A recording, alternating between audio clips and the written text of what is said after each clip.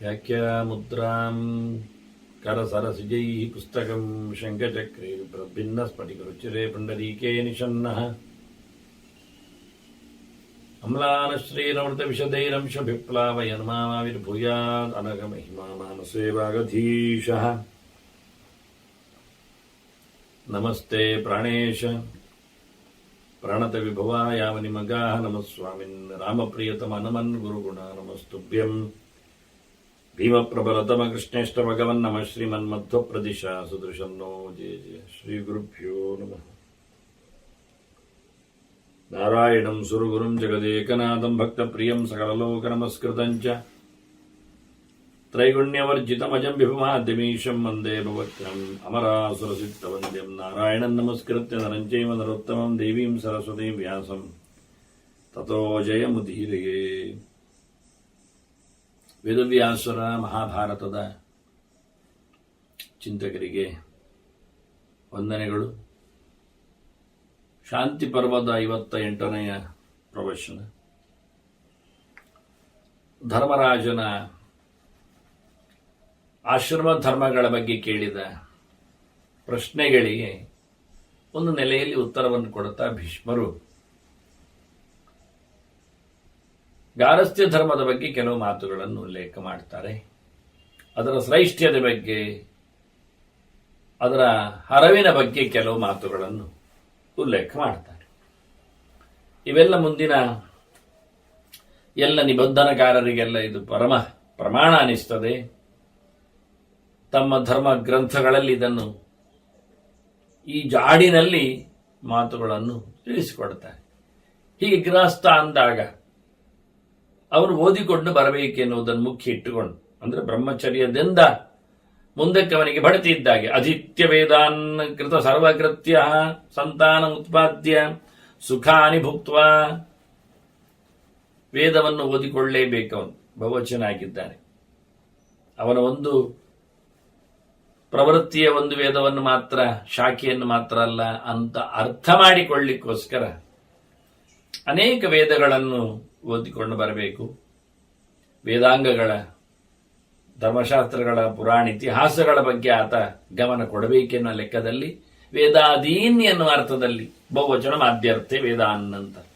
ವೇದವನ್ನು ಓದುವುದು ಅಂತ ಅರ್ಥ ಹೇಳೋದಕ್ಕಿಂತ ವೇದಗಳನ್ನು ಅಂದ್ರೆ ಬಹುಮುಖದ ವೇದಗಳನ್ನು, ಇತಿಹಾಸ ಪುರಾಣಗಳು ಪಂಚಮ ವೇದ. ಆದ್ದರಿಂದ ಇತರವನ್ನು ಸಹ ಭಗವಂತನನ್ನು ತಿಳಿಸಕೊಡತಕ್ಕಂತಹ ಗ್ರಂಥಗಳು.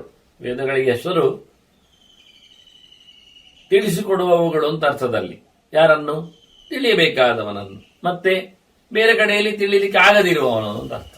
ಹಾಗಾಗಿ ವೇದಗಳೇ ದೇವರನ್ನು ಹೇಳುವುದರಿಂದ ವೇದಾಹ್ಯೇವೈನಂ ವೇದಯಂತಿ ಅಂತ. ಹೀಗಾಗಿ ಅದಿತ್ಯ ವೇದಾನ್ ಕೃತ ಸರ್ವಕೃತ್ಯ, ಮಾಡಬೇಕಾದ ಎಲ್ಲ ಕೆಲಸಗಳನ್ನು ಮಾಡಿಕೊಂಡವ, ಧನ್ಯನಾದವ. ಮಕ್ಕಳನ್ನು ಮಾಡಿಕೊಂಡು ಸಂತಾನೋತ್ಪಾದ್ಯ ಸುಖಾನಿ ಭುಕ್ತ್ವ. ಕೇವಲ ಮಕ್ಕಳನ್ನು ಮಾಡುವುದಷ್ಟೇ ಅವನ ತಾತ್ಪರ್ಯ ಅಲ್ಲ. ಅಷ್ಟರ ಮಟ್ಟಿಗೆ ಅವನ ಕಾಮಗಳು ದೈಹಿಕವಾದಂತಹ ವಿಶೇಷವಾದಂತಹ ಭೋಗಗಳು ಅಂತ ಸೀಮಿತ ಅಲ್ಲ ಅಂತ ಹೇಳಿಕ್ಕೋಸ್ಕರ ಇದನ್ನು ಪ್ರತ್ಯೇಕವಾಗಿ ಭೀಷ್ಮರು ಗುರುತಿಸ್ತಾರೆ. ಅಖಂಡ ಬ್ರಹ್ಮಚಾರಿಗಳು ಭೀಷ್ಮ. ಆದರೆ ಗಾರಸ್ಥ್ಯದ ಬಗ್ಗೆ ಮಾತಾಡುವಾಗ, ಅವನ ಬಗ್ಗೆ ತಿಳಿಸಿಕೊಡುವಾಗ ಕೇವಲ ಸಂತಾನಕ್ಕೋಸ್ಕರವೇ ಅವನ ಒಂದು ಭೋಗ ಅಥವಾ ಶರೀರ ಧರ್ಮ ಅಥವಾ ಒಂದು ಸುಖ ಅಲ್ಲ ಅಂತ ಹೇಳಲಿಕ್ಕೋಸ್ಕರ ತಿಳಿಸ್ಲಿಕ್ಕೆ ಸಂತಾನೋತ್ಪಾದ್ಯ ಸುಖಾನಿ ಭುಕ್ತ್ವ ಎರಡು ಶಬ್ದನ ಹಾಕ್ತಾರೆ. ಸುಖಾನಿ ಭುಕ್ತ್ವ ಸಂತಾನೋತ್ಪಾದ್ಯ ಅಲ್ಲ. ಗಮ್ಮತ್ತು ಮಾಡಿ ರತಿಸುಖವನ್ನು ಅನುಭವಿಸಿ ಮತ್ತೆ ಸಂತಾನವನ್ನು ಪಡೆದು ಹೇಳಲಿಲ್ಲ. ಸಂತಾನವನ್ನು ಪಡೆದು ಸುಖಗಳನ್ನು ಉಂಡು ಮತ್ತು ಸಹ ಸಂತಾನಕ್ಕಲ್ಲದಿದ್ರು ಅಲಿಂಗನಾದಿಗಳಲ್ಲಿ ಆತ ತತ್ಪರನಾಗಲಿಕ್ಕೆ ಇದೆ ಅನ್ನೋದನ್ನು ಹೇಳಿಕೊಡುತ್ತ. ಅದು ಇದಕ್ಕೆಲ್ಲ ಮತ್ತೆ ಚೌಕಟ್ಟುಗಳನ್ನು ಹಾಕಿಕೊಡುತ್ತ. ವಾಸ್ತವವಾಗಿ ಅವನಿಗೆ ಸಂಬಂಧಪಟ್ಟ, ಯಾಕೆಂದ್ರೆ ದಾನ ಪಡೆದ ಸೊತ್ತಿನಲ್ಲಿ ಮಾತ್ರ ಅವನಿಗೆ ಭೋಗಾಧಿಕಾರ ಅಲ್ವ, ಇತರತ್ರ ಇಲ್ಲ ತಾನೆ. ಆದರೆ ದಾನ ಪಡೆದ ವಸ್ತುವನ್ನು ಕೈ ಚೆಲ್ಲಿಕೊಂಡಿರ್ಲಿಕ್ಕೆ ಹೇಳುವುದಿಲ್ಲ, ಅದನ್ನು ಬಿಸಾಡುವಂತೆ ಇಲ್ಲ. ಹಾಗಾಗಿ ಸ್ವಂತಕ್ಕೋಸ್ಕರ ಪಡೆದ ನಂತರ ಅದನ್ನು ಉಪಯೋಗಿಸಿಕೊಳ್ಳಿಕ್ಕಿದೆ, ಅದನ್ನು ಹೇಳಿಕೊಡುತ್ತಾನೆ. ವಾಸ್ತವವಾಗಿ ಇದನ್ನೆಲ್ಲ ಈ ತಾತ್ಪರ್ಯಗಳು ವೇದವ್ಯಾಸರ ಈ ಮಾತುಗಳಲ್ಲೆಲ್ಲ ಅಪೂರ್ವವಾದಂತಹ ಅದ್ಭುತವಾದಂತಹ ಚಿಂತನೆಗಳಿರ್ತವೆ. ಸಮಾಹಿತ ಅವನಿ ಸುಖಗಳನ್ನು ಉಣ್ಣುವಲ್ಲಿಯೂ ಸಹ ಚೌಕಟ್ಟು ತಪ್ಪಿಸಿಕೊಳ್ಳಿಕ್ಕಿಲ್ಲ. ದೇಶ ಕಾಲ, ಆನಂತರ ದೇಶಕಾಲ ಹೇಳಿದ್ ನಾನು, ಕೆಲವು ತಿಥಿಗಳು ವರ್ಜ್ಯಗಳಾಗಿರ್ತವೆ, ಕೆಲವು ತೀರ್ಥಕ್ಷೇತ್ರಗಳು ಅದು ಯೋಗ್ಯ ಆಗಿರುವುದಿಲ್ಲ, ಮತ್ತೆ ಕೆಲವು ದಿವಸಗಳು ಅಂದರೆ ವ್ರತ ನಿಯಮಗಳಲ್ಲಿ ಆತ ಕಾಲದಲ್ಲಿ ದೋಷ ಇಲ್ಲ ಅಂತಾದ್ರೂ ಅವನು ವ್ರತ ನಿಯಮಗಳಲ್ಲಿ ಕೂತಾಗ ಅಂತ ಹೇಳಲಿ ಲೆಕ್ಕದಲ್ಲಿ, ಹೀಗೆಲ್ಲ ಅನೇಕ ವಿಷಯಗಳಿರುವುದನ್ನು ಸಮಾಹಿತ ಅಂತ ಬಹಳ ಚೆನ್ನಾಗಿ ಅವನು ಪ್ರಸನ್ನನಾಗಿದ್ದುಕೊಂಡು ಶಾಸ್ತ್ರಕ್ಕೆ ಒಪ್ಪಿಕೊಂಡು ಸುಖಗಳನ್ನು ಅನುಭವಿಸಲಿಕ್ಕಿರುವುದು ಅಂತ ಹೇಳ್ತಾ, ಪ್ರಚಿತ್ರೇತ್ ದುಶ್ಚರಂತಂ ಗಾರಸ್ತ್ಯ ಧರ್ಮಂ ಮುನಿ ಧರ್ಮಜುಷ್ಟಂ.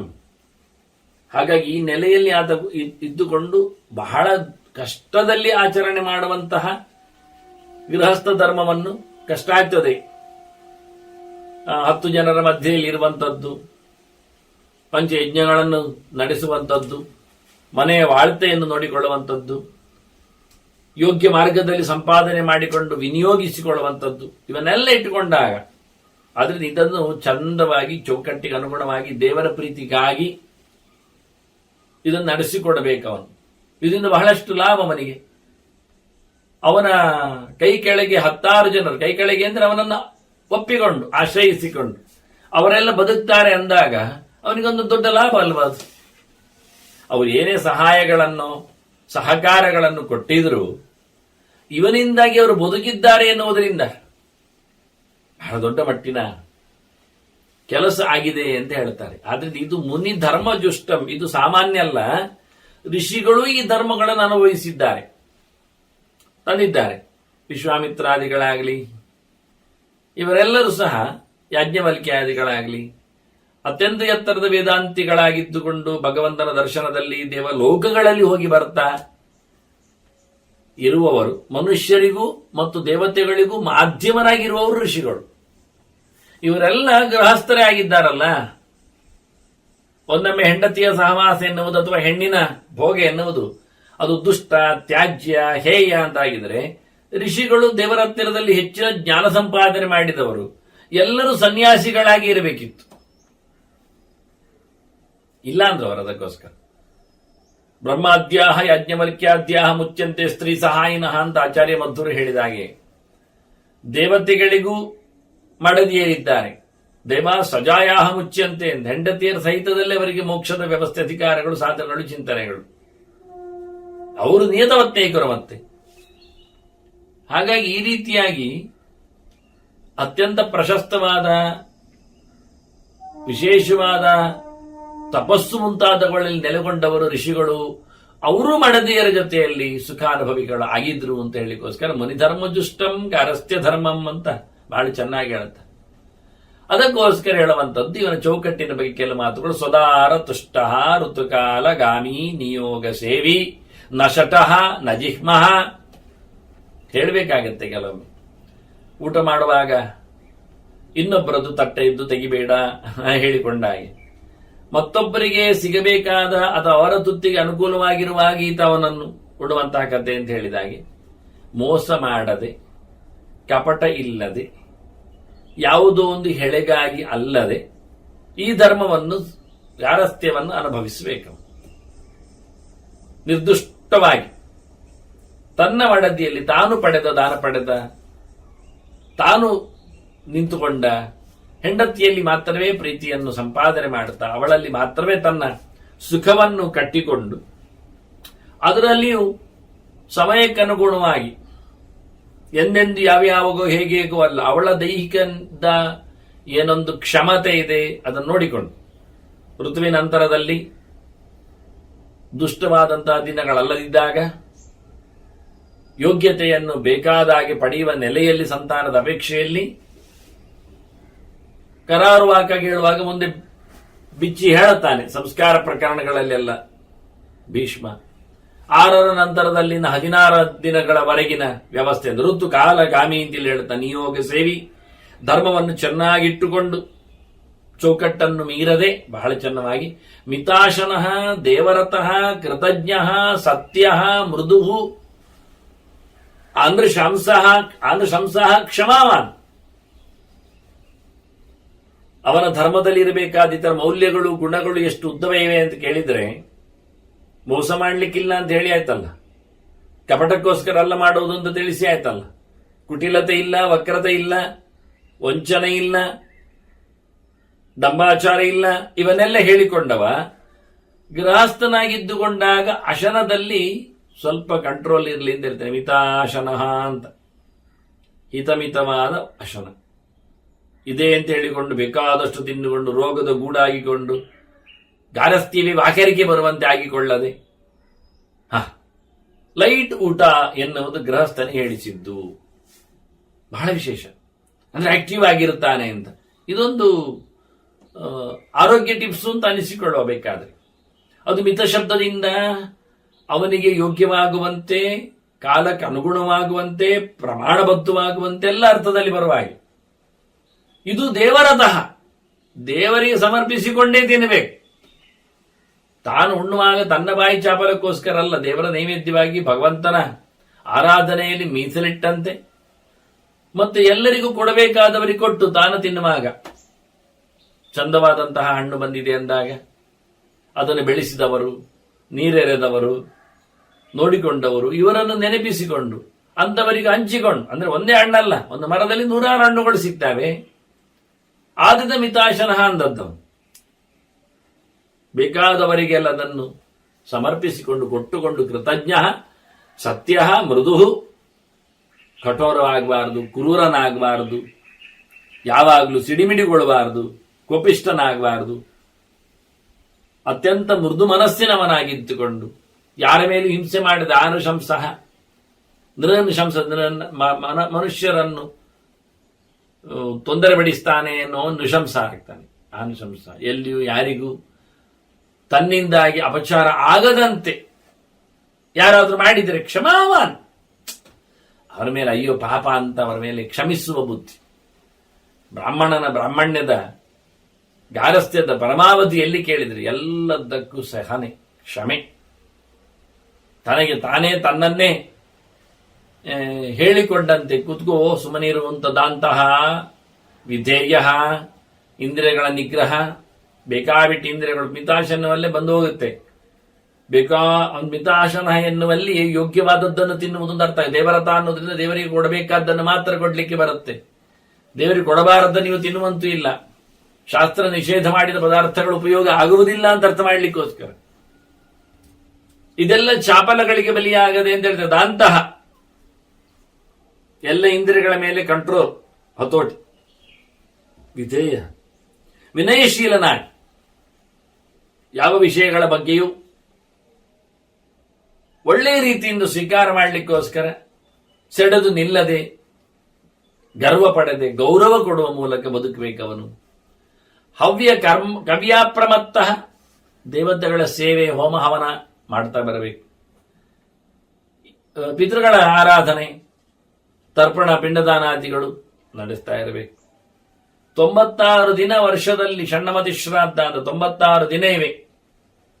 14 ಮನುಗಳ ಆದಿಮ ದಿನಗಳು ಮನುವಾದಿಗಳು, ಹಾಗೆ 4 ಯುಗಗಳು ಯುಗಾದಿಗಳು, ಅದರೊಟ್ಟಿಗೆ ಅಮಾವಾಸ್ಯೆಗಳು, ಸಂಕ್ರಾಂತಿಗಳು 12, 12. ಇದಲ್ಲದೆ ಅಷ್ಟಕಗಳು, ಕೃಷ್ಣ ಪಕ್ಷದ ಅಷ್ಟಮಿ, ಆಚೆ ಈಚೆ ಅನ್ವಷ್ಟಕ, ಚತುರ್ದಶಿ ಸೇರಿ ಮತ್ತೆ ಇವನ್ನೆಲ್ಲ ನಡೆಸಿಕೊಡ್ಲಿಕ್ಕೆ ಉಂಟವನು ಮುಖ್ಯವಾಗಿ. ಇನ್ನು ವೈದ್ಯತಿ ಯೋಗಗಳು, ವ್ಯತಿಪಾತಗಳು, ಹೀಗೆ ವರ್ಷಕ್ಕೆ 96 ದಿನ ಆತ ನಡೆಸಿಕೊಡಬೇಕು ಪಿತೃಮೇಧಗಳನ್ನು. ಮುಖ್ಯವಾಗಿ ಬಂದವರಿಗೆ ಅಂದು ಅಥವಾ ಕರೆಸಿಕೊಂಡವತ್ತು ತಂದೆ ತಾಯಿಗಳ ಹೆಸರಿನಲ್ಲಿ ಇದನ್ನೆಲ್ಲ ನಿಲ್ಲಿಸದೆ ಆದಷ್ಟು ಅದನ್ನು ಪಾಲಿಸಿಕೊಳ್ಳಬೇಕು. ಕೊನೆಯ ಮಟ್ಟಿನಲ್ಲಿ ಹವ್ಯ ಕರ್ಮ್ಯ ಅಪ್ರಮತ್ತ ಅಂತ ದೈವ ಪಿತೃಕಾರ್ಯಾಭ್ಯಾನ್ನ ಪ್ರಮದಿತವ್ಯಂ ಅಂತ ಈ ಗೆರೆಗೆ ಉಪನಿಷತ್ತಿನ ಮಾತದು, ಗುರುಕುಲದ ಶಿಕ್ಷಣದ ಗೆರೆ ಕೊನೆಯಲ್ಲಿ. ಹವ್ಯ ಕವ್ಯಾಪ್ರಮತ್ತ, ನಮ್ಮ ಇಂದ್ರಿಯಗಳಲ್ಲಿ ಸೌಷ್ಠವನ್ನು ಕೊಟ್ಟಿರತಕ್ಕಂಥ ತತ್ವಾಭಿಮಾನಿ ದೇವತೆಗಳನ್ನು ಅಗ್ನಿಮುಖದಲ್ಲಿ ಆಜ್ಯೋಪಹಾರಾದಿಗಳಿಂದ ಆಹುತಿ ಕೊಡುವ ಮೂಲಕ ಸ್ಪೆಷಲ್ ಡೇಸ್. ನಮಗೆ 96 ದಿನ ಪಿತೃಯಜ್ಞ ಅಂತಾದ್ರೆ ಉಳಿದ ಎಲ್ಲ 250 ದಿನಗಳು, 200 ದಿನಗಳು ಏಕಾದಶಿಯನ್ನು ಹೊರತುಪಡಿಸಿದ್ರೆ ವರ್ಷದಲ್ಲಿ ಏಕಾದಶಿ 50 ಇರ್ತದೆ. ಅದನ್ನು ಬಿಟ್ಟುಕೊಟ್ರೆ ಮತ್ತೆ 200 ದಿನಗಳಿರ್ತವೆ. ಮತ್ತು 200 ದಿನಗಳು ಸುಮಾರಾಗಿ ದೇವತೆಗಳ ಸಮಾರಾಧನೆಗೆ ಬಳಸಬೇಕು. ಇದನ್ನು ನಡೆಸಿಕೊಡ್ಬೇಕು. ಹೀಗೆ ಮಾಡಿಕೊಂಡು ಜಾಗ್ರತೆಯಿಂದ ತಪ್ಪಿಸದೆ ಮಾಡ್ತಾ ಅನ್ನಸ್ಯ ದಾತ ಸತತಂ ದ್ವಿಜೇಭ್ಯ, ಈ ದೇವತೆಗಳ ಪಿತೃಗಳ ಹೆಸರಿನಲ್ಲಿ ಮಾಡತಕ್ಕಂಥ ಕರ್ಮಾಂಗಗಳಿಗೆ ಸಂಪೂರಕವಾಗಿ ಅನ್ನದಾನ ಭೋಜನ ಬರ್ಲಿಕ್ಕೆ ಹೇಳಿ ಕೊಡಬೇಕು ಅಂತ ಅದಕ್ಕೆ ನಾನು ಹೇಳಿದೆ. ಅವರಾಗಿ ಬಂದಾಗ ಕೊಡುವುದೊಂದು ವಿಷಯವೇ, ಕರೆದು ಅನ್ನವನ್ನು ಹಾಕು, ಊಟವನ್ನು ಹಾಕು ಅಂತ. ಇದಕ್ಕೆ ಬಹಳ ಪ್ರಾಶಸ್ತ್ಯವನ್ನು ಕೊಡ್ತಾರೆ. ನಾನು ಮಂಗಳ ಪ್ರವಚನದಲ್ಲಿಯೂ ಹೇಳಿಕೊಟ್ಟಾಗೆ, ಕೊನೆಯಲ್ಲಿ ಭಾರತ ಹೇಳಿದ ಹಾಗೆ, ಪ್ರತಿಯೊಂದು ಪರ್ವದ ಚಿಂತನೆಯ ಕೊನೆಯಲ್ಲಿಯೂ ಭೋಜನ ಸಮಾರಾಧನೆ ಶ್ರೇಷ್ಠ ಮಟ್ಟದಲ್ಲಿ, ದ್ರವ್ಯದ ಶುದ್ಧಿ, ದೇಶದ ಶುದ್ಧಿ, ಕಾಲದ ಶುದ್ಧಿ. ಏಕಾದಶಿ ಊಟ ಹಾಕ್ತೇನೆ ಹೇಳಿಬಿಟ್ರೆ, ನಮ್ಮಲ್ಲೆಲ್ಲ ದೇವಾಲಯಗಳಲ್ಲೆಲ್ಲ ಊಟದ ಕಥೆ ಇದೆ. ಹಿಂದೆ ಬಹಳ ಕಷ್ಟ ಇತ್ತು. ಈಗ ಎಲ್ಲಾ ದೇವಾಲಯಗಳಲ್ಲೂ ಫ್ರೀ ಮೀಲ್ಸ್ ಉಂಟು.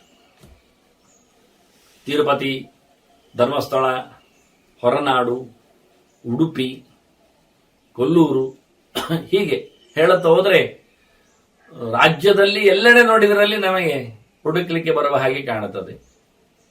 ಅನ್ನದಾನ ಯಥೇಷ್ಟವಾಗಿ ದಿನಕ್ಕೆ ಸುಮಾರು ಒಂದು 5,000ದಿಂದ ಹಿಡಿದು 25,000ದವರೆಗೂ ಜನರು ಊಟ ಮಾಡುತ್ತಾರೆ, ಸಂಭ್ರಮಿಸ್ತಾರೆ. ಹೇಳುವಾಗ ಒಂದು ಶಬ್ದ ಹೇಳುತ್ತಾರೆ, ದೇವರ ಪ್ರಸಾದ ಅಂತ. ಸ್ವಲ್ಪ ಕಷ್ಟ. ಅಂದ್ರೆ ಅದರಲ್ಲಿ ಯಾವ ವಸ್ತು ದೇವರಿಗೆ ಸಮರ್ಪಿತವಾಗಿದೆ ಅಂತ ಹೇಳಬೇಕು ನಾವು.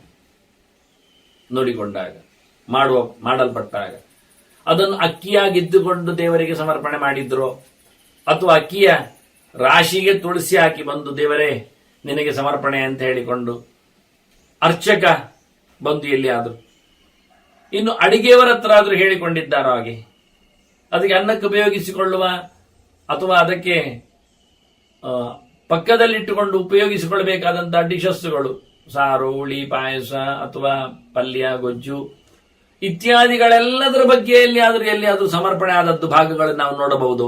5-10 ಸಾವಿರ ಮಾಸ್ ಊಟದಲ್ಲಿ, ಫೀಡಿಂಗ್ ಅಲ್ಲಿ ಇಲ್ಲ, ಕಾಣುವುದಿಲ್ಲ. ವಿಮರ್ಶೆ ಮಾಡಬೇಕಾಗ್ತದೆ. ಅಂದ್ರೆ ಅನ್ನ ನೀಡುವಲ್ಲಿ ದೇಶೇ ಕಾಲೇ ಚ ಪಾತ್ರೇ ಚ ತದ್ದಾನಂ ಸಾತ್ವಿಕಂ ಸ್ಮೃತಂ ಅಂತ ಕೃಷ್ಣ ಹೇಳುವಾಗ, ಸಾತ್ವಿಕವಾದ ದಾನಕ್ಕೆ ಸ್ವರ್ಗಾದಿಗಳ ಫಲ ಇದೆ, ತಾಮಸವಾದ ದಾನಕ್ಕೆ ನರಕಾದಿ ಅನರ್ಥ ಇದೆ ಅಂತ. ನೀವು ರಾಜಸವಾಗಿ ಅಂತ ಹೇಳಲಿಕ್ಕೆ ಹೋಗ್ಬೋದು, ತಡೀರಿ, ರಾಜಸ ಆಗ್ತದ ತಾಮಸ ಆಗ್ತದ ಅಂತ ನೋಡುವ. ಸಾತ್ವಿಕ ಅಲ್ಲ ಅಂತ ಆದ್ರೆ ಏನಾಗ್ಬೇಕಲ್ಲ.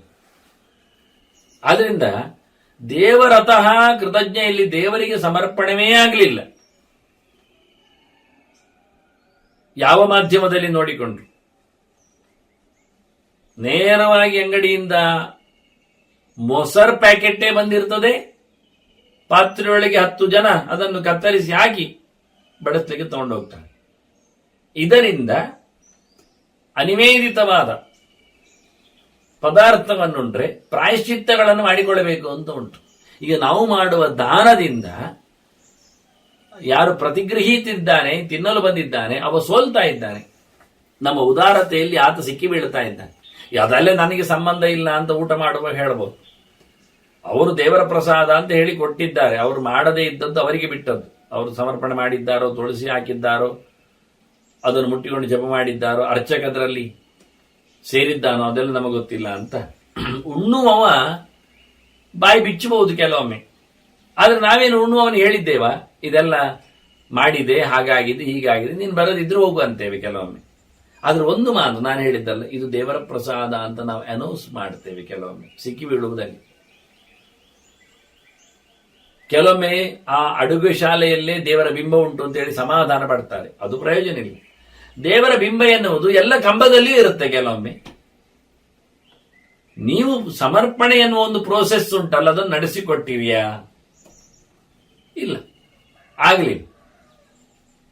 ಈಗ ತೀರ್ಥ ಅಂದಾಗ ದೇವರ ವಿಗ್ರಹಗಳ ಮೇಲೆ ಬಿದ್ದ, ಅದನ್ನು ಆವಾಹನೆ ಮಾಡಿ ಶುಚಿಗೊಳಿಸಿದ, ಬೇಕಾದ ದ್ರವ್ಯಗಳನ್ನು ಹಾಕಿ ನಿಂತ, ನೀರು ಅಂತ ನಾವು ಹೇಳಲಿಕ್ಕೆ ಹೋದ್ರೆ ಮಳೆ ಬಂದಾಗ ಎಲ್ಲಿ ಓಪನ್ ಇದ್ದ ಯಾರಲ್ಲಿದ್ದ ಬಿಂಬಗಳಿಗೆಲ್ಲ ದೇವರಿಗೇನಿದೆ ಆಕಾರ ಉಂಟು ಅಂತೇನು? ಅಂಗಳದಲ್ಲಿದ್ದ ಕಲ್ಲು ಶಿಲೆ ದೇವರ ಪ್ರತೀಕ ಆಗುವುದಿಲ್ಲೇನು? ದೇವರಲ್ಲಿ ಇಲ್ವಾ? ಇದ್ದಾನಲ್ಲ, ತೀರ್ಥ ಆಗುವುದಲ್ಲ ಅಂದ್ರೆ ಆಗುವುದಿಲ್ಲ. ನಾವು ಆ ಪ್ರಕಾರವನ್ನು ಪ್ರಯೋಗವನ್ನು ಬಳಸಲಿಲ್ಲ. ಅದಕ್ಕೆ ಬೇಕಾದಾಗಿ ತುಳಸಿ ಹಾಕಿ ಮುಟ್ಟಿಕೊಂಡು ನಾರಾಯಣ ಅಂತ ಹೇಳಿಕೊಂಡೆಲ್ಲ ನಡೆಯಲಿಲ್ಲ. ಸರಿತಾನೆ. ಅದರಿಂದ ಪ್ರೋಸೆಸ್, ತಂತ್ರ ಅದು ಬೇಕು, ಮಂತ್ರ ಅದಿರಬೇಕು. ಇಲ್ಲ ಅಂದ್ರೆ ಆಗುವುದಿಲ್ಲ. ಈ ರೀತಿಯಾಗಿ ಅನ್ನದಾನದಲ್ಲಿ ನಾವು ಸೋಲ್ತಾ ಇದ್ದೇವೆ. ಇನ್ನು ದ್ರವ್ಯ ಶುದ್ಧಿಯ ಬಗ್ಗೆ ಹೇಳಲಿಕ್ಕೆ ಹೊರಟಿದ್ದು ದ್ರವ್ಯದ ತಂತ್ರ ಚಿಂತನೆ ಬಂತು. ದ್ರವ್ಯ ಶುದ್ಧಿಯ ಬಗ್ಗೆ ನೋಡ್ಲಿಕ್ಕೆ ಹೋದ್ರೆ ಈಗ ನಾನು ಮೊಸರು ಹೇಳಿದ ಹಾಗೆ ನಡೆಸಿಕೊಡುವ ರೀತಿ ನೋಡಿದ್ರೆ ಎಲ್ಲಿಯೂ ಸಹ ಬಿಡುವುದು ಪೈಪಿನ ನೀರು, ಟ್ಯಾಂಕಿ ನೀರು ನೇರವಾಗಿ. ಅದು ಹುಳ ಹುಪ್ಪಟೆಗಳ ರಾಶಿ ಆಗಿರ್ತದೆ ಟ್ಯಾಂಕಿ, ನಮಗೆಲ್ಲ ಗೊತ್ತಿದೆ. ಇದರಿಂದಾಗಿ ಶುದ್ಧತೆಯನ್ನು ಕಾಪಾಡಲಿಲ್ಲ ನಾವು. 5,000 ಜನರಿಗೆಲ್ಲ ಯಾರು ನೋಡ್ತಾರೆ ಅಂತೆಲ್ಲ ಹೇಳಿಕೊಂಡಾರು. ಆದರೂ ಅಥವಾ ಅದನ್ನು ವೈಜ್ಞಾನಿಕವಾಗಿ ಏನೋ ಮದ್ದು ಹಾಕಿಕೊಂಡು ಕೆಮಿಕಲ್ಸ್ ಹಾಕಿಕೊಂಡು ಅದನ್ನು ಪ್ಯೂರಿಫೈ ಮಾಡಿಕೊಂಡು ಆ ನಮೂನೆಯಲ್ಲಿ ಶುದ್ಧ ನೀರು ಅಂತ ಹೇಳಿಕೊಂಡು ಶುರು ಮಾಡಬಹುದು. ಅದು ಶುದ್ಧ ಆಗುವುದಲ್ಲ. ಸೂರ್ಯರಶ್ಮಿಗೆ ಬಿದ್ದ ಬಾವಿಯ ನೀರು, ಹರಿಯುವ ನೀರು, ಇವೆಲ್ಲ ಶುದ್ಧತೆಯನ್ನು ಪಡೆದದ್ದು. ಆ ನೀರಿನಲ್ಲಿ ಒಂದು ರೀತಿಯಾದ ವಿಶೇಷತೆ ಇದೆ. ದೇವತಾ ಸನ್ನಿಧಾನಕ್ಕೊಂದು ಪಾತ್ರತೆ. ನಡೆಸುವವನ ಬಗ್ಗೆ ಹೇಳುವ, ಮಾಡುವವನ ಬಗ್ಗೆ ಹೇಳುವ. ಅವನು ಕೆಲವೊಮ್ಮೆ ನಾನೇ ನೋಡಿದ ಹಾಗೆ ದೊಡ್ಡ ಕಟಾರದಲ್ಲಿ ಯಾವತ್ತು ಹಾಲು ಪಾಯಸ ಮಾಡಲಿಕ್ಕಿತ್ತಂತೆ. ಬೆಳ್ಳಂಬೆಳಗ್ಗೆ ಹಾಲುಗಳು ಬಂದು ಬಿದ್ದಿವೆ ಅಲ್ಲಿ. ಅವನು ಅದನ್ನು ಕಾಯಿಸ್ತಾ ಇದ್ದಾನೆ ಸೌಟಲ್ಲಿ. ಕಾಯಿಸ್ತಾ ಇರುವಾಗ ಎಲ್ಲಿ ಅಂತ ಬೇಡ, ಯಾರು ಅಂತ ಬೇಡ, ಪಿಕ್ಚರ್ ಇಷ್ಟು ಸಾಕು ನಿಮಗೆ. ದೊಡ್ಡ ಕಟಾರದಲ್ಲಿ ಹಾಕಿಕೊಂಡು ಅಡುಗೆಯವ ಬೆಳ್ಳಂಬೆಳಗ್ಗೆ ಬಂದಿದೆ ಅದು ನಿನ್ನೆದ್ದು ಮೊನ್ನೆದ್ದು ಒಟ್ಟಾಗಿ ಬಂದದ್ದು ಹಾಲು. ಇನ್ನು ಕಾಯಿಸದೆ ಉಳಿದ್ರೆ ಹಾಳಾಗಿ ಹೋಗುತ್ತೆ. ಇಲ್ಲೇನು ರೆಫ್ರಿಜರೇಷನ್ ಸಿಸ್ಟಮ್ ಇಲ್ಲ. ಅದನ್ನ ಬೆಳಗ್ಗೆ ಬಂದಿದೆ ಒಂದಷ್ಟು ಲೀಟರ್ ಗಟ್ಟಲೆ ಹಾಲು. ಅದನ್ನು ಅವ ಗೊಟಾಯಿಸ್ತಾ ಇದ್ದ ಸೌಟ ಹಾಕಿ. ಬಲ ಕೈಯಲ್ಲಿ ಸೌಟ ಹಾಕ್ತಾ ಇದ್ದಾನೆ, ಎಡ ಕೈಯಲ್ಲಿ ಅಲ್ಲುಜ್ಜುತ್ತಾ ಇದ್ದಾನವ. ಇದು ನಾನು ನೋಡಿದ ದೃಶ್ಯ ಒಂದೆರಡು. ಆವತ್ತು ಹಾಲು ಪಾಯಸ ಸುಮಾರು ಜನರಿಗೆ. ಇಂತಹ ಸಿದ್ಧಾಂತಗಳಲ್ಲಿ ನೀವು ದೇವರ ಸಮರ್ಪಣೆ ಬಿಡಿ.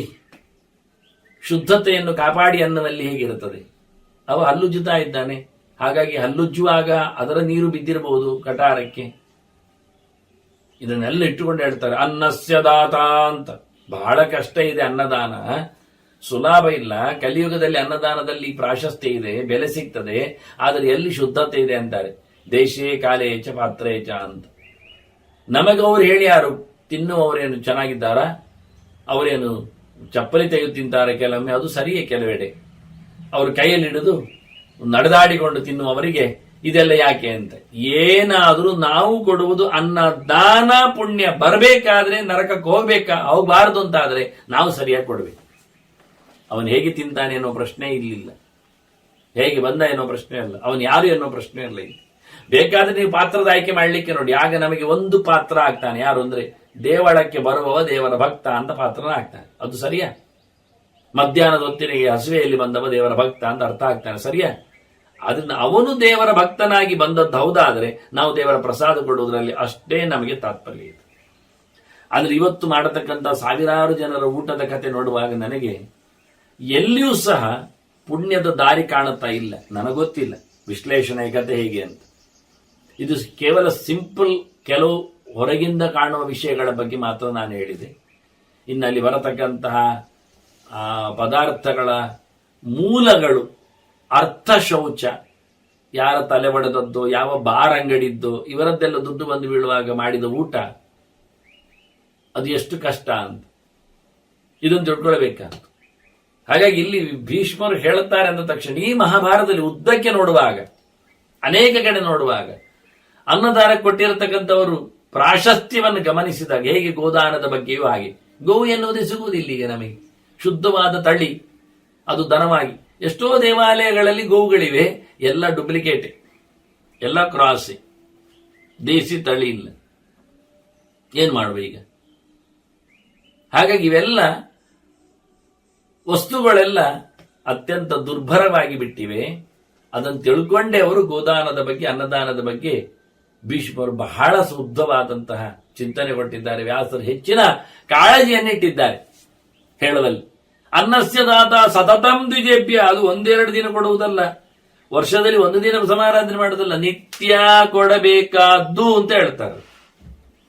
ಅದು ಒಬ್ಬರಿಬ್ಬರಿಗೆ ಕೊಡುವುದಲ್ಲ, ನಾನು PG ಮಾಡಿದ್ದೇನೆ 5 ರೂಪಾಯಿ ತಗೊಳ್ತೇನೆ ಹಾಗೆಲ್ಲ ವಿಷಯ ಅಲ್ಲ. ಶಾಲೆ ಮಕ್ಕಳಿಗೆ ಇಲ್ಲಿ ಊಟ ಇದೆ ಅದಲ್ಲ ಪ್ರಶ್ನೆ, ಇಲ್ಲಿ ದ್ವಿಜೇಭ್ಯ ಅಂತ.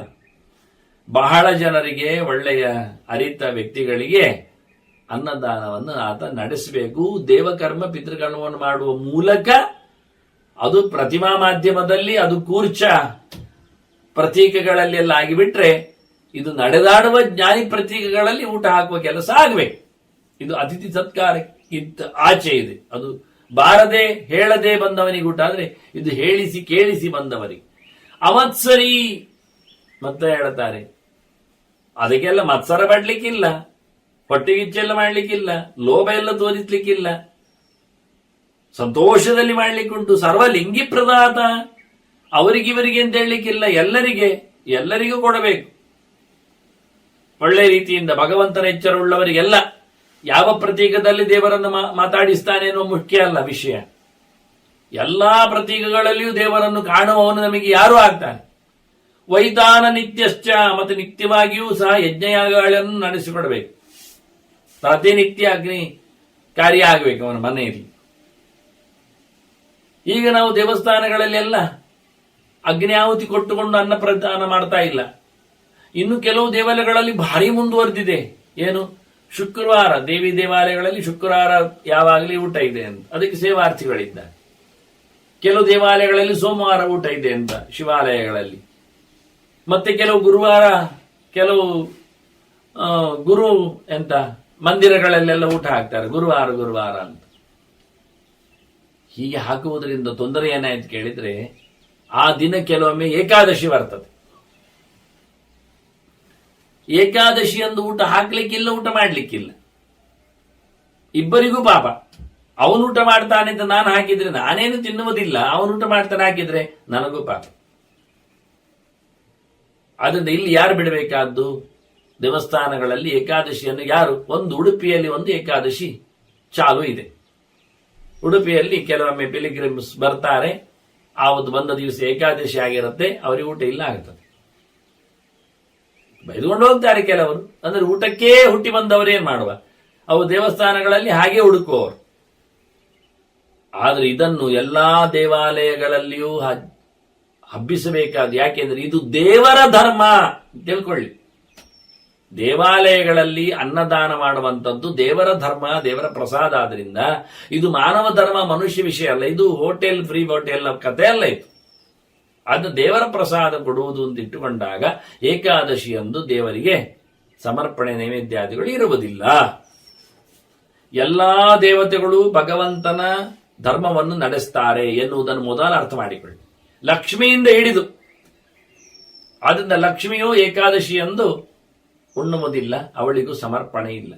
ಹರಿಧರ್ಮವನ್ನು, ಹರಿಯ ಅರ್ಧಾಂಗಿ ಆಕೆ, ನಿತ್ಯ ಸೇವಕಳು, ಚರಣದಾಸಿ, ಅವಳೇ ವೈಷ್ಣವ ಧರ್ಮ ಮಾಡುವುದಿಲ್ಲ ಹೇಳಿದ್ರೆ ಮತ್ತೆಂದು. ಈಗ ಇರುವ ಎಲ್ಲಾ ದೇವಿ ಆಲಯಗಳಲ್ಲೆಲ್ಲ ಶುಕ್ರವಾರದಲ್ಲಿ ಅರ್ಚನೆಯೇನು, ಊಟ ಉಪಚಾರಗಳೇನು, ಪಾಯಸ ಸೇವೆಯೇನು, ಪೂರಾ ತಪ್ಪು, 100ಕ್ಕೆ 100 ತಪ್ಪು. ಆಕೆ ಅಂತೂ ಹರಿದಿನವನ್ನು ಆಚರಿಸುವಲ್ಲಿ ಪರಮೋಚ್ಚಳು. ಅವಳ ಮಕ್ಕಳು ಬ್ರಹ್ಮರುದ್ರಾದಿಗಳು ಅವರೆಲ್ಲ ಹಾಗೆ. ತಾಯಿ ಉಪವಾಸ ಅಂತಾದ್ರೆ ಮನೆಯಲ್ಲಿ ಮಕ್ಕಳು ತಿನ್ಲಿಕ್ಕೆ ಹೋಗ್ತಾವ? ಹಾಗಾಗಿ ಏನಿಲ್ಲ. ಎಲ್ಲ ಕಡೆ ನಾವು ನೋಡಬಹುದಲ್ಲ, ದುರ್ವಾಸರ ಪ್ರಕರಣ. ಅವನು ಒಳ್ಳೆ ಭಾಗವತ ಧರ್ಮದವ, ಋಷಿ, ಅತ್ರಿಯ ಮಗ, ಸಾಕ್ಷಾತ್ ಶಿವ ಇದ್ದಾನೆ. ಆದ್ರೇನಾಯ್ತು, ಅಂಬರೀಷನ ಏಕಾದಶಿ ವ್ರತದ ಗಲಾಟೆಯಲ್ಲಿ ಸೋತವ. ಯಾರಾದರೇನು, ತಪ್ಪೆ. ಅವನು ಶುದ್ಧವಾಗಿ ಭಗವಂತನ ಸೇವೆ ಮಾಡುವವ. ವೈಷ್ಣವಾನಾಮ್ಯತಾ ಶಂಭು ಹೇಳ್ತಾನೆ ನೋಡಿ. ಶುದ್ಧ ವೈಷ್ಣವ, ರಾಮ ಅಂತ ಹೇಳುವವ, ಪ್ರತಿನಿತ್ಯ ಭಗವಂತನ ಗಂಗೆಯನ್ನು, ಪಾದೋದಕವನ್ನು ತಲೆಯಲ್ಲಿ ಹೊತ್ತುಕೊಳ್ಳುವವ, ಅಚ್ಯುತಾನಂತ ಗೋವಿಂದ ಹೇಳಿ ಅವನು ಕೆಲಸ ಮಾಡುವವ. ಇಂಥ ಶಿವ ಉಪವಾಸ ಮಾಡದಿರ್ತಾನೆ ಏಕಾದಶಿ ಎಂದು? ವೈಷ್ಣವ ಧರ್ಮದಲ್ಲಿ ಉಳ್ಳವ. ನನಗೆ ಬ್ರಹ್ಮ ಶಂಖಚಕ್ರಗಳನ್ನು ಕೊಟ್ಟಿದ್ದಾನೆ ಹೇಳಿಕೊಂಡು ತನ್ನ ಎಲ್ಲ ಶಿಷ್ಯರಿಗೆ ಶಂಖಚಕ್ರಗಳನ್ನು ಧಾರಣೆ ಮಾಡುವಂತೆ ಹೇಳಿದವ ಶಿವ. ಇಂತಹ ಶಿವನಿಗೆ ನೀವು ಊಟ ಮಾಡ್ತೀರಿ, ಊಟ ಹಾಕ್ತೀರಿ ಅಂದ್ರೆ ಅವನ ಹೆಸರಲ್ಲಿ ಉಳಿದವರು ಊಟ ಮಾಡ್ತಾರೆ ಅಂದ್ರೆ ಪರಮ ಪರಮ ಪಾಪಿಗಳಾಗ್ತೇವೆ ನಾವು. ಇದೆಲ್ಲ ಕಲಿಬೇಕಾದ್ದು. ದೇಶೇ ಕಾಲೇಚ ಪಾತ್ರೇಚ ಅನ್ನುವ ಮೂಲಕ ಕಾಲ ದುಷ್ಟವಾಗಿದೆ, ಆವತ್ತು ಅನ್ನದಾನ ಆಗುವುದಿಲ್ಲ. ಅದನ್ನು ಬಹಳ ಚೆನ್ನಾಗಿ ಹೇಳ್ತಾರೆ ಇವರು. ಯೋಚನೆ ಮಾಡಿಕೋ, ಯಾವ ಯಜ್ಞ ಹೇಗೆ ಮಾಡ್ತಾ ಇದ್ದಿ ಅದನ್ನು ತಿಳ್ಕೊಂಡು ಗೃಹಾಶ್ರಮಿ ಸ್ಯಾತ್, ಹಾಗೆ ನೋಡಿಕೊಂಡಾಗ ನೀನು ಗೃಹಾಶ್ರಮಿ ಆಗುವುದು ಬೇಕಾಗ್ತದೆ, ನೋಡಿಕೋ ಅಂತ. ಇಂತಹ ಗೃಹಾಶ್ರಮಿಗೆ, ಗೃಹಸ್ಥನಾಗಿದ್ದವನಿಗೆ ಏನು ಫಲ ಇದೆ, ಎಷ್ಟು ಔಚಿತ್ಯ ಇದೆ ಎನ್ನುವುದನ್ನು ಆ ಬದರಿಯ ನಾರಾಯಣ ಹೇಳುತ್ತಾನೆ. ಧರ್ಮದ ದೇವರವರು ನರನಾರಾಯಣ. ಸ್ವರ್ಗೇ ವಿಶುದ್ಧ ಫಲಮಶ್ನುತೆ ಸಹ ಅಂತ ಕೊನೆಯಲ್ಲಿ ಹೇಳ್ಬಿಡ್ತಾರೆ. ಅವರು ಒಳ್ಳೆ ರೀತಿಯಾಗಿ ಸ್ವರ್ಗದಲ್ಲಿ ಅನುಭವಿಸ್ತಾನೆ, ಈ ರೀತಿಯಾಗಿ ಬದುಕಿ ಬಂದವ ಅಂತ. ಹೇಗಿರ್ತಾನ ಅವನು? ಸತ್ಯಾರ್ಜವಂ ಚಾತಿಥಿ ಪೂಜನಂಚ ಧರ್ಮಸ್ತಥಾರ್ಥ, ಒಳ್ಳೆ ಧರ್ಮದ ನೆಲೆಯಲ್ಲಿ ನೆಲೆಗೊಂಡವ, ಅರ್ಥವನ್ನು ಚೆನ್ನಾಗಿ ಧರ್ಮದ ನೆಲೆಯಲ್ಲಿ ಅರ್ಥ ಸಂಪಾದನೆ ಮಾಡುವವ, ಸ್ಟ್ರೈಟ್ ಫಾರ್ವರ್ಡ್ನೆಸ್ ಅವನಲ್ಲಿದೆ. ಯಾವುದೇ ರೀತಿಯಾದಂತಹ ಮೋಸಗಳು, ವಕ್ರತೆಗಳು ಇಲ್ಲ. ಅತಿಥಿಗಳನ್ನು ಒಳ್ಳೆ ರೀತಿಯಿಂದ ನೋಡಿಕೊಳ್ತಾನೆ, ಪ್ರಾಮಾಣಿಕನಿದ್ದಾನೆ. ರತಿಹಿ ಸ್ವದಾರೈಹಿ, ತನ್ನ ಮಡದಿಯರಲ್ಲಿ ಮಾತ್ರವೇ ಆತ ಆನಂದವನ್ನು ಅನುಭವಿಸ್ತಾನೆ. ಅಂದ್ರೆ ಧರ್ಮ ಬಹಳ ಚೆನ್ನಾಗಿರುವುದನ್ನು ಹೇಳಿಕೊಡುವಂಥದ್ದು, ಸಂಕ್ರಮಣಕ್ಕೆ ಒಳಗಾಗದಂತೆ ಇರಲಿಕ್ಕೋಸ್ಕರ. ಮತ್ತೆ ನಿಷೇವಿತವ್ಯಾನಿ ಸುಖಾನಿ ಲೋಕೆ ಅಸ್ಮಿನ್ ಲೋಕೆ ಚೈವ ಮತಮ್ಮ ಮೈವ, ಈ ರೀತಿಯಾಗಿ ಅವನು ಬದುಕಿ ಬಂದವ ಈ ಲೋಕದಲ್ಲಿಯೂ ವಿಶೇಷವಾದಂತಹ ಫಲವನ್ನು ಅನುಭವಿಸಿ ಪರಲೋಕದಲ್ಲಿಯೂ ಉನ್ನತವಾದಂತಹ ಸುಖವನ್ನು ಅನುಭವಿಸ್ತಾನೆ ಅಂತ ನನ್ನ ಅಭಿಪ್ರಾಯ ಅಂತ ನಾರಾಯಣ ಹೇಳಿಕೊಳ್ಳುತ್ತಾನೆ. ತನ್ನವರನ್ನು ನೋಡಿಕೊಳ್ಳುವುದೇ ಅವನ ದೊಡ್ಡ ಧರ್ಮ. ಭರಣಂ ಪುತ್ರಧಾರಾಣಂ, ಹೆಂಡತಿ ಮಕ್ಕಳ ಪೋಷಣೆ ನೋಡಿ ಎಷ್ಟು ದೊಡ್ಡದು ವಿಷಯ. ಇವತ್ತು ನೆಲೆಗೊಂಡಿದೆ. ಒಬ್ಬ ಮದುವೆ ಆದವ ಹೆಂಡತಿಯನ್ನು ಸಾಕ್ತಾನೆ, ಮಕ್ಕಳನ್ನು ಸಾಕ್ತಾನೆ, ಅದಕ್ಕಾಗಿ ಮದುವೆ ಆಗ್ತಾನೆ. ಇಲ್ಲಾದ್ರೆ ಮದುವೆ ಆಗುವುದಿಲ್ಲವ. ತನ್ನ ಕೈಯಲ್ಲಿ ಆಗುವುದಿಲ್ಲ ಹೆಂಡತಿ ಮಕ್ಕಳನ್ನು ಸಾಕ್ಲಿಕ್ಕೆ ಅನ್ನುವನು ಮದುವೆಗೆ ಹೋಗುವುದಿಲ್ಲ. ಅದೇ ಒಂದು ಹೆಣ್ಣಾದವಳು ಮದುವೆ ಆಗಲಿಕ್ಕೆ ಅವಳು ತಾನು ತನ್ನ ಗಂಡನನ್ನು ಸಾಕ್ತೇನೆ, ಮಕ್ಕಳನ್ನು ಸಾಕ್ತೇನೆ ಅಂತ ಹೊರಟವಳೆ ಅಲ್ಲ. ಇದನ್ನೆಲ್ಲಿ ನಾವು ಕಲೀಲಿಕ್ಕೆ ಆಗುತ್ತೆ? ಭರಣಂ ಪುತ್ರಧಾರಾಣಂ ವೇದಾನಾಂಚಾನುಪಾಲನಂ, ಪ್ರತಿನಿತ್ಯ ವೇದಗಳ ಚಿಂತನೆ, ಅಧ್ಯಯನ ಜೊತೆಯಲ್ಲಿ ಸಂಪಾದನೆ, ಅದನ್ನು ಹಂಚುವಿಕೆ, ತನ್ನ ಮನೆ ಮಂದಿಯಲ್ಲಿ ಅದರ ಪ್ರೀತಿ ತೃಪ್ತಿ. ಸೇವತಾಂ ಆಶ್ರಮಂ ಶ್ರೇಷ್ಠಂ ವದಂತಿ ಪರಮರ್ಷಯ. ಈ ರೀತಿಯಾಗಿ ಇದ್ದುಕೊಂಡು ಧರ್ಮಾಶ್ರಮವನ್ನು, ಗೃಹಸ್ಥಾಶ್ರಮವನ್ನು ನಡೆಸ್ತಾನೆ ಅಂದರೆ ಇದಕ್ಕಿಂತ ದೊಡ್ಡ ಸಂಗತಿ ಇಲ್ಲ ಅಂತ ಬಹಳ ದೊಡ್ಡ ದೊಡ್ಡ ಋಷಿಗಳೇ ಹೇಳಿಬಿಡ್ತಾರೆ. ಅವನು ಈ ಲೋಕವು ಗೆಲ್ಲಲ್ಪಟ್ಟಂತೆ ಮುಂದಿನ ಲೋಕ, ಈ ಲೋಕದಲ್ಲಿ ಆಯ್ತಲ್ಲ ಅವನ ಪರಂಪರೆ, ಉತ್ತರ ಲೋಕವು ಸಹ ಎತ್ತರದಲ್ಲಿ ಆತನಿಗೆ ಲಭ್ಯವಾಗಿದೆ ಅಂತ ಬಹಳ ಸುಂದರವಾಗಿ ಇನ್ನೂ ಗೃಹಸ್ಥರ ಬಗ್ಗೆ ಬಹಳ ಮಾತುಗಳನ್ನು ಧರ್ಮರಾಜ ಕೇಳಲಿಕ್ಕುಂಟು ಹೇಳ್ತಾನೆ ಭೀಷ್ಮ. ಆದರೆ ಇಲ್ಲಿ ಶುರು ಮಾಡಿದ್ದಕ್ಕೆ ಒಮ್ಮೆ ಆಶ್ರಮ ಧರ್ಮಗಳಲ್ಲಿ ಇನ್ನು ಬ್ರಹ್ಮಚಾರಿಯ ಬಗ್ಗೆ ಒಂದು ಅವನಿಗೆ ಹೇಳಲಿಕ್ಕೆ ಬಾಕಿ ಇದೆ. ಅಧ್ಯಯನಕ್ಕಾಗಿರತಕ್ಕಂತಹ ಮೊದಲ ಸ್ಟೇಜ್ ವಸನ್ನೇಕ ಜಪನ್ನೇಕ ಸರ್ಪನ್ನೇಕ ಯುಧಿಷ್ಠಿರ.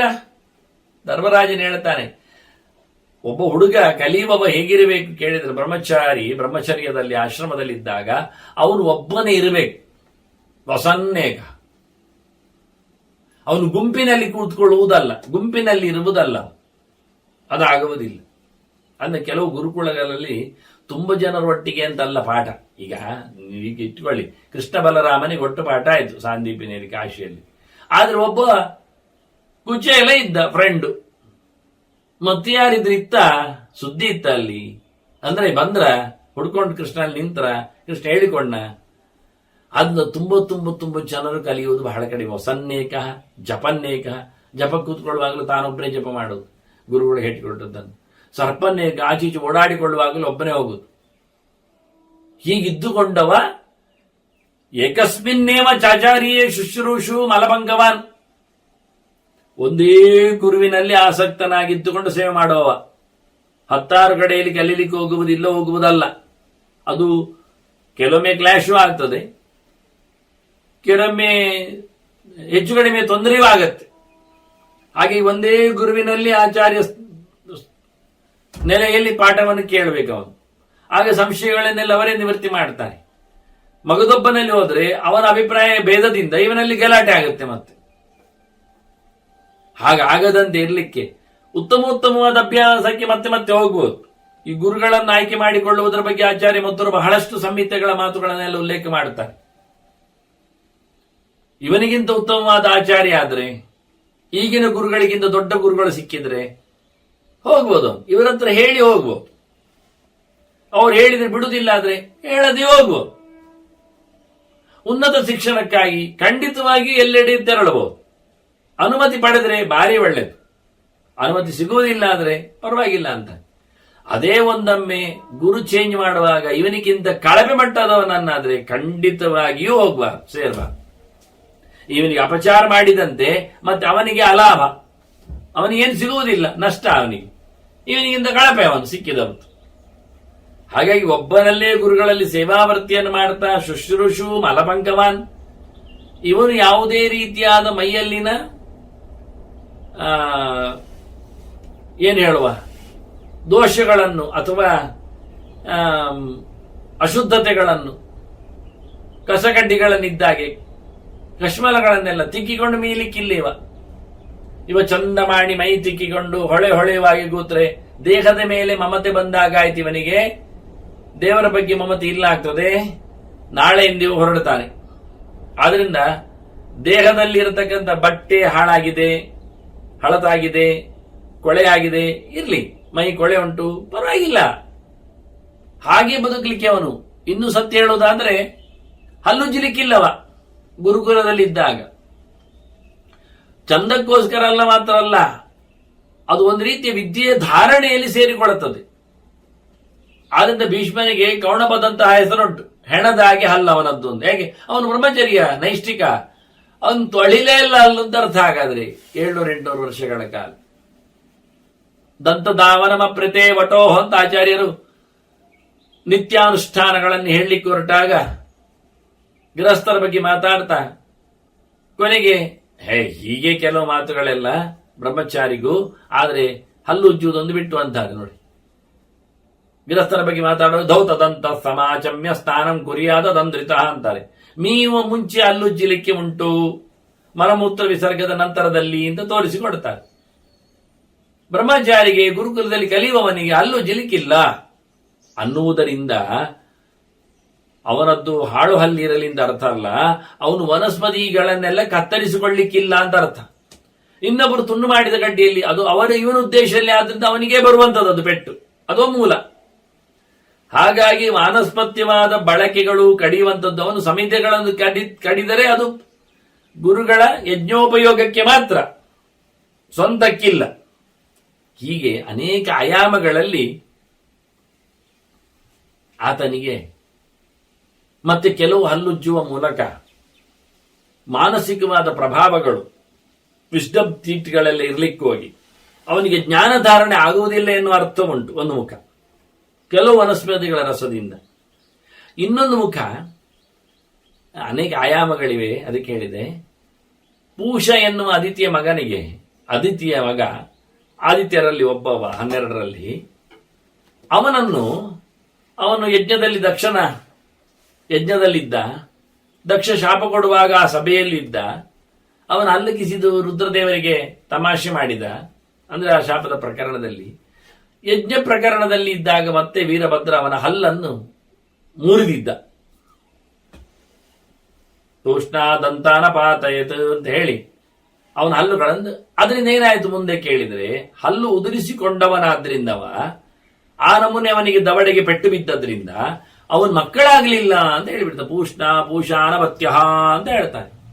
ಇದು ಲಿಂಕ್. ಅವನಿಗೆ ಮಕ್ಕಳಾಗದೆ ಇರ್ಲಿಕ್ಕೆ ಕಾರಣ ಹಲ್ಲಿನ ಹೊಡೆತ ಉಂಟು ಅಂತ. ಆದ್ರಿಂದ ಒಬ್ಬ ಯಾವುದೋ ಒಂದು ಬಗೆಯ ವನಸ್ಪತಿಯ ತಿಕ್ಕುವಿಕೆಯಿಂದ ಈ ಬ್ರಹ್ಮಚಾರಿ ನಾಳೆ ಮತ್ತೆ ಗೃಹಸ್ಥನಾಗದೆ ಹೋದ್ರೆ, ಈಗ ಪೆಟ್ಟು ಬಿದ್ರೆ, ಅತ್ತ ಹಲ್ಲುಗಳ ಆಚೆಗೆ ಜ್ಞಾನ ಹಲ್ಲುಗಳಿಗೆ ಹೊಡೆತವಿಂದ ಅವನಿಗೆ ಧಾರಣ ಶಕ್ತಿ ಕುಂಠಿತಾದ್ರೆ, ಅದು ಇನ್ಯಾವುದೋ ನೆಲೆಯಲ್ಲಿ ಅವನು ವನಸ್ಪತಿಯ ದೇವತೆಗಳ ವಿರೋಧದಲ್ಲಿ ಅವನು ಹತ್ತಲಿಕ್ಕೂ ಕೊಯ್ಲಿಕ್ಕೂ ಕಡಿಲಿಕ್ಕೂ ಹೋದಾಗ ಹೆಚ್ಚು ಕಡಿಮೆ ಆದ್ರೆ, ಇದೆಲ್ಲವನ್ನು ನೋಡಿಕೊಂಡು ಅವನು ಚಂದಕ್ಕೆ ಬಾರದೆ ಹೊಳೆಯುವ ಹಲ್ಲಿನವನಾಗದೆ ಯಾವುದೋ ಒಂದು ಸ್ತ್ರೀಯ ಮೋಹಕ್ಕೆ ಬಲಿಬೀಳದಂತೆ ಆಗಿಕೊಳ್ಳಿಕ್ಕೆ ಅವನ ಮೈಯಲ್ಲಿ ಕೊಳೆಗಳು, ಅವನ ಮೋರೆಯಲ್ಲಿ ಅಷ್ಟೇನು ಚಂದ ಇಲ್ಲ, ಹೀಗಿದ್ದಾಗ ಮಾತ್ರ ಕಲೀಲಿಕ್ಕೆ ಆಗ್ತದೆ ಅಂದ. ಅಲ್ಲಿಗೂ ದೇಹದಲ್ಲಿರತಕ್ಕಂತಹ ಹೆಚ್ಚು ಕಡಿಮೆಗೂ ಅಂದ್ರೆ ಕಾಮೋತ್ತೇಜನೆಗೆ ಕಾರಣ ಆಗುವಂತೆ, ಅವನಿಗೆ ಮಕ್ಕಳಾಗದೇ ಇರಲಿಕ್ಕೆ ಕಾರಣ ಅಲ್ಲಿನ ಒಂದು ಲೋಪದೋಷ ಮಾತ್ರ ಅಲ್ಲ, ಅವನಿಗೆ ಅದರಿಂದ ಕಾಮನೆಗಳೇ ಬರುವುದಿಲ್ಲ ಆದಾಗೆ. ಇವೆಲ್ಲ ಮುಖಗಳಿವೆ. ಹೀಗೆ ಒಂದೊಮ್ಮೆ ಹಲ್ಲುಜ್ಜಿಕೊಂಡವ ಹುಡುಗ ಕಾಮೋದ್ರಿಕ್ತನಾಗಿ ಬ್ರಹ್ಮಚರ್ಯವನ್ನು ನಾಶ ಮಾಡಿಕೊಂಡ್ರೆ ಇಷ್ಟೆಲ್ಲ ಲೆಕ್ಕ ಹಾಕ್ತಾ ಇಲ್ಲ ಅಂದ್ಬಿಟ್ರು. ಇದು ದೊಡ್ಡ ಅಪವಾದ ಆಗಿ, ಇದೇ ಒಂದು ದೊಡ್ಡ ಗಲಾಟೆಯಾಗಿ ಕೂತಿದೆ. ಬ್ರಹ್ಮಚಾರಿ ಹಲ್ಲುಜ್ಜಿಲಿಕ್ಕಿಲ್ಲ ಅಂದ್ರೆ ಏನು ಕಥೆಯಿಂದ? ಏನ್ರಿ ಎಷ್ಟು ವರ್ಷ ಭೀಷ್ಮನಂತವರೇ ಇಲ್ವಾ? ಇದನ್ನ ಇಲ್ಲಿ ಹುಟ್ಟಿಕೊಂಡ್ರು. ಮಲಪಂಕವಾನ್ ಅಂತ ಹೇಳಿಕೊಳ್ಳುವ ಮೂಲಕ ಎಲ್ಲಾ ಕಡೆ ಬಾಯಿಯ ಕೊಳೆ, ಮೈಯ ಕೊಳೆ, ಬಟ್ಟೆಯ ಕೊಳೆ ಎಲ್ಲ ಉಂಟವನಲ್ಲಿ. ಸಿಕ್ಕಿಯು ಜಟೆ ಕಟ್ಟಿದ್ರೆ ಏನೋ ಯಾವುದೋ ರೀತಿಯಲ್ಲಿ ಇರ್ತಾನೆ. ಇರ್ಲಿ, ಹಾಗೆ ಇರ್ಲಿ. ಅವನು ಕನ್ನಡಿ ನೋಡ್ಲಿಕ್ಕೆ ಇಲ್ಲವಾ, ಏನ್ ಹೇಳುವ ಮತ್ತೆ? ದರ್ಪಣ ದರ್ಶನ ಇಲ್ಲದವ ಬ್ರಹ್ಮಚಾರಿ ವ್ರತಿ ನಿತ್ಯಂ ನಿತ್ಯಂ ದೀಕ್ಷಾಪರಃ ವಶಿ. ಅವನ ಬ್ರಹ್ಮಚಾರಿ. ಬ್ರಹ್ಮಚಾರಿ ಅಂದ್ರೆ ಏನು ಮತ್ತೆ? ಬ್ರಹ್ಮ ಅಂದ್ರೆ ಭಗವಂತ. ದೇವರನ್ನು ತಿಳಿಲಿಕ್ಕೆ ಹೊರಟವಾ? ಹೌದು. ದೇವರನ್ನು ತಿಳಿಯಬೇಕಾದ್ರೆ ಎಲ್ಲಿ ತಿಳಿಬೇಕು? ಅವನು ಆಗಲೇ ಹೇಳಿದೆ, ವೇದದಿಂದ. ಅದ್ರ ಬ್ರಹ್ಮ ಅಂದ್ರೆ ವೇದ, ವೇದಚಾರಿ ಅವ. ವಿಷ್ಣುಚಾರಿ, ವೇದಚಾರಿ. ವಿಷ್ಣು ಸರ್ವತ್ರ ಗೀಯತೆ ಅಂತ ಅದಕ್ಕೆ ನಾನು ಹೇಳಿದ್ದು. ಇನ್ನು ವೇದ ಕಲೀಲಿಕ್ಕೆ ಹೋಗುವ ಬೇರೆ ಯಾರನ್ನು ಹೇಳಬೇಡಿ. ವೇದೇ ರಾಮಾಯಣೇ ಚೈವ ಪುರಾಣೇ ಭಾರತೆ ತತ ಅದು ಅಂತೆ ಚ ಮಧ್ಯೆ ಚ ವಿಷ್ಣು ಸರ್ವತ್ರ ಗೀಯತೆ ಅಂತ ಹೇಳಿ ಭಾರತದ ಕೊನೆಯಲ್ಲಿ ಮಾತು ಬರುತ್ತೆ. ಹರಿವಂಶದಲ್ಲಿ ಇದು ತುಂಬಾ ಕಡೆ ಇದೆ. ಅದರಿಂದ ವಿಶೇಷವಾಗಿ ಭಗವಂತನನ್ನು ತಿಳಿಯಬೇಕಾದವ, ಅದಕ್ಕೆ ಬೇಕಾಗಿರತಕ್ಕಂತಹ ಶಾಸ್ತ್ರಗಳನ್ನು ಅರಿಯಲು ಹೊರಟವ ಬ್ರಹ್ಮಚಾರಿ, ಬ್ರಹ್ಮಚಾರಿ, ಬ್ರಹ್ಮಚಾರಿ. ಅದಕ್ಕಾಗಿ ದೇಹದಲ್ಲಿ ಬ್ರಹ್ಮಚರ್ಯವನ್ನು ಅಳವಡಿಸಿಕೊಂಡವ, ದೇಹವನ್ನು ತನ್ನಲ್ಲಿ ವಶ ಇಟ್ಟುಕೊಂಡು ಬೇಕಾದ ನಿಗ್ರಹದಲ್ಲಿ ಬದುಕಿರುವವ ಅನ್ನುವ 3 ಹಂತದಲ್ಲಿ ಮನಸ್ಸು ಭಗವಂತನೆಡೆಗೆ ಹೋಗ್ತಾ ಇದೆ. ಅದು ಮುಖ್ಯ. ಅದಕ್ಕೋಸ್ಕರ ಮಾತು ಶಾಸ್ತ್ರವನ್ನು ಹೇಳುತ್ತಾ ಇದೆ. ಹಾಗೆ ದೇಹ ಬ್ರಹ್ಮಚರ್ಯವನ್ನು ಹೊತ್ತಿದೆ, ನಿಗ್ರಹವನ್ನು ಪಡೆದಿದೆ. ಅಷ್ಟವಿಧ ಬ್ರಹ್ಮಚರ್ಯಗಳನ್ನು ಹೇಳ್ತಾರೆ. ಸ್ತ್ರೀ ಪ್ರೇಕ್ಷಣ ಆಗಲಿ, ಭಾಷಣ ಆಗಲಿ, ನೋಡುವುದು, ಮಾತಾಡಿಸುವುದು ಎಲ್ಲವೂ ತಪ್ಪೆ. ಎಷ್ಟರ ಮಟ್ಟಿಗೆ ಅಂದ್ರೆ ಕೆಲವೊಮ್ಮೆ ಗುರುಪತ್ನಿಯರ ಪಾದ ಪ್ರಸ್ಪವೂ ತಪ್ಪು ಅಂದ್ಬಿಟ್ರು. ಇಲ್ಲ ಅಂತಾರೆ. ದರ್ಶನವಿಲ್ಲ, ಸ್ಪರ್ಶನವೂ ಇಲ್ಲ. ಈ ರೀತಿಯಾಗಿ ವಿಚಿತ್ರವಾಗಿರುವಂತೆ ನಾವು ನೋಡಿದ್ದೇವಲ್ಲ. ದೇವತೆಗಳ ಗುರು ಬೃಹಸ್ಪತಿ ಆಚಾರ್ಯರು ಚಂದ್ರನಿಗೆ ಪಾಠ ಮಾಡಿದವರು. ಚಂದ್ರ ಗುರುಗಳೇ ದಕ್ಷಿಣ ಕೊಡ್ಲಿಕ್ಕುಂಟು ಏನು ಅಂತ ಕೇಳಿದ್ರು. ಆಗ ಬೃಹಸ್ಪತಿ ಆಚಾರ್ಯರು ಚಂದ್ರನಿಗೆ ಹೇಳುತ್ತಾರೆ, ನೀನು ಪತ್ನಿಯಲ್ಲಿ ಕೇಳಿಬಿಡು ಅಂತ ತಾರೆ. ಹಾಗೆ ಅವನು ಹೋದ ಪತ್ನಿಯೆಡೆಗೆ.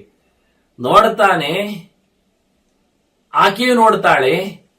ಹೀಗಾಗಿ ಗುರುಗಳಿಗೆ ಕಲಿಸಿಕೊಟ್ಟದ್ದಕ್ಕೆ ದಕ್ಷಿಣೆ ಕೊಡುವ ಬದಲಿಗೆ ಅವರ ಹೆಂಡತಿಗೆ ಪ್ರದಕ್ಷಿಣೆ ಬರಲಿಕ್ಕೆ ಶುರು ಮಾಡಿದೆ. ಇವ ತಗೊಂಡೇ ಹೋಗಿ ಬಿಟ್ಟ, ಮಗುವನ್ನೇ ಪಡೆದ. ಅದೇ ಬುಧವಾರದವ ಬಂದ. ಗುರುವಾರದ ಹೆಂಡತಿಯಲ್ಲಿ ಬುಧವಾರದವ ಬುಧ ಬಂದ ನೋಡಿ. ಆದ್ರಿಂದ ಎಷ್ಟು ಜಾಗ್ರತೆಯಿಂದ ಹೇಳಿದ್ದು ಬ್ರಹ್ಮಚರ್ಯದಲ್ಲಿ ಅಂತ. ಗುರುವಿನ ಮನೆಯಲ್ಲಿದ್ದ ನೋಡಿ ಆ ಕಚ, ಶುಕ್ರನಲ್ಲಿ ಕಲಿತವ. ಶುಕ್ರಾಚಾರ್ಯರ ಮಗಳು ದೇವಯಾನಿ ಹೇಗೆ ಗಂಟು ಬಿದ್ಲು, ಏನ್ ಗಲಾಟ ಆಯ್ತು. ಇದೆಲ್ಲ ಕೆಲವೆಲ್ಲ ಅತ್ತ ಗುರುಗಳ, ಇತ್ತ ಶುಕ್ರನ, ಬುಧವಾರ, ಗುರುವಾರ, ಶುಕ್ರವಾರ, ಚಂದ್ರವಾರ ಇವರೆಲ್ಲ ನಮಗೆ ಒಟ್ಟುಗಡೆಯಲ್ಲಿ ಸಿಕ್ಕಿದ್ರು. ಇದನ್ನು ನೋಡಿ ಸೂರ್ಯ ಗಲಾಟೆ ಮಾಡಿದ, ಚಂದ್ರನಿಗೆ ಹೇಳಿಕೊಟ್ಟ, ಗಲಾಟೆ ಎಬ್ಬಿಸಿದ. ಇವೆಲ್ಲ ಆಗಿದೆ ಮತ್ತೆ ಅಲ್ಲಿ ಹೆಚ್ಚು ಕಡಿಮೆ. ಇತ್ತ ಸೂರ್ಯನ ಮಗ ಇದ್ದಾನೆ ಶನಿ, ಅವನು ನೋಡ್ತಾ ಇದ್ದಾನೆ ಗಲಾಟೆಗೆ. ಇವರೆಲ್ಲ ಒಟ್ಟು ಸೇರುವ ರೀತಿಗಳು ಹೇಳಿದ್ನ. ಈ ನೆಲೆಯಲ್ಲಿ ಬ್ರಹ್ಮಚಾರಿ ನಿತ್ಯಂ ವ್ರತಿ ನಿತ್ಯಂ ನಿತ್ಯಂ ದೀಕ್ಷಾಪರಃ, ತಾನೇ ತನ್ನನ್ನು ದೀಕ್ಷಿತನನ್ನಾಗಿಸಿಕೊಳ್ಳಬೇಕು. ಒಂದು ದಿನ ಮಾತ್ರ ದೀಕ್ಷೆ ಅಲ್ಲ, ನಿರಂತರವಾಗಿ ಹೀಗೇ ಇರಬೇಕು ಅಂತ ಹೇಳಿ.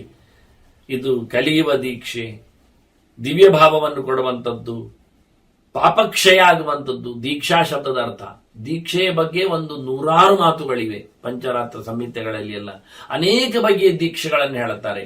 ಪರಿಶುದ್ಧವಾದ ವಿದ್ಯೆಯ ದೀಕ್ಷೆ ಇದು, ವೈಷ್ಣವ ದೀಕ್ಷೆ ಇದು, ವೇದಾಂತ ದೀಕ್ಷೆ ಇದು, ಇದು ಗುರು ದೀಕ್ಷೆ ಇದು. ಅದನ್ನು ಬ್ರಹ್ಮಚಾರಿ ಕಟ್ಟ ತಪ್ಪಿಸಿಕೊಳ್ಳದೆ ಪಾಲಿಸ್ತಾ ಗುರು ಛಾಯಾನುಗಹ ನಿತ್ಯಂ, ಯಾವಾಗ ನೋಡಿದರೂ ಗುರುಗಳ ಬೆನ್ನ ಹಿಂದೆ ಇರುವ ಹಾಗೆ ಅವರ ನೆರಳನ್ನು ಅನುಸರಿಸುವವ ಇವ. ಮುಂದೋಗುವಂತೆ ಇಲ್ಲ, ದಾಟುವಂತೆ ಇಲ್ಲ, ಅತಿಕ್ರಮ ಇಲ್ಲ. ಚೆನ್ನಾಗಿ ಗುರುಗಳ ಸೇವೆ ಮಾಡುತ್ತಾ ಇದ್ದು ಅಧೀಯಾನ ಸುಯಂತ್ರಿತ, ತನ್ನ ಕಂಟ್ರೋಲಲ್ಲಿ ತಾನು ಚೆನ್ನಾಗಿ ಅಧ್ಯಯನ ಮಾಡುತ್ತಾ ಅವಿಚಾಲ್ಯ ವ್ರತೋಪೇತಂ ಕೃತ್ಯಂ ಕುರುವನ್ ವಸೆಸದ, ಕೆಲಸ ಮಾಡುವಾಗ ತನ್ನ ವ್ರತಕ್ಕೆ ಭಂಗ ಆಗದ ಕೆಲಸವನ್ನು ಮಾತ್ರ ಮಾಡಲಿಕ್ಕೆ, ತನ್ನ ವ್ರತ ಬ್ರಹ್ಮಚರ್ಯ ತನ್ನ ಕಲಿಕೆಗೆ ವಿರೋಧ ಆಗುವಂತ ಕೆಲಸ ಮಾಡಲಿಕ್ಕಿಲ್ಲ. ಯಾವುದೇ ಕೆಲಸವು ಅದಕ್ಕೆ ವಿರೋಧ ಬಂದ್ರೆ ಅದಕ್ಕೆ ಮರ ಹತ್ತಬೇಡ ಎಲ್ಲ ಹೇಳೋದು. ಎಲ್ಲಾದ್ರೂ ಕೆಳಗೆ ಬಿದ್ದು ಸೊಂಡ ಮುರಿದ್ರೆ ಮತ್ತೆ ಓದುವುದು ಯಾರು ನಾಳೆಯಿಂದ? ಆದ್ರಿಂದ ಶಾಲೆಗೆ ರಜೆ ಇಲ್ಲ, ಅನಧ್ಯಯನದಂದು ಬೇರೆ ಹಿಂದಿನದ್ದೆಲ್ಲ ಅಧ್ಯಯನ ಮಾಡಲಿಕ್ಕೆ ಉಂಟು. ಈ ರೀತಿಯಾಗಿ ತನ್ನ ನಿರಂತರವಾದ ಸತ್ಯವ್ರತ, ದೇವವ್ರತಕ್ಕೆ, ಅಹಿಂಸಾ ವ್ರತಕ್ಕೆ, ಗುರುಕಾಲದ ವಾಸಕ್ಕೆ, ಗುರುಗಳ ವ್ರತಕ್ಕೆ ಅಡ್ಡಿಬಾರದಂತೆ ಕೆಲಸಗಳನ್ನು ಮಾಡುತ್ತಾ ಶುಶ್ರೂಷಾಂ ಸತತಂ ಕುರುವನ್ ಗುರೋಹ ಸಂಪ್ರಣವೇತ, ಗುರುಗಳಲ್ಲಿ ಸಂಪೂರ್ಣವಾದ ಭಕ್ತಿಯಿಂದ ಪ್ರೀತಿಯಿಂದ ಉದ್ದಂಡನೆ ನಮಸ್ಕಾರ ಮಾಡಿ ಸಂಪ್ರಣಮೇತ ಅಂತ ಎರಡೆರಡು ಉಪಸರ್ಗ ಹಾಕ್ತಾರೆ.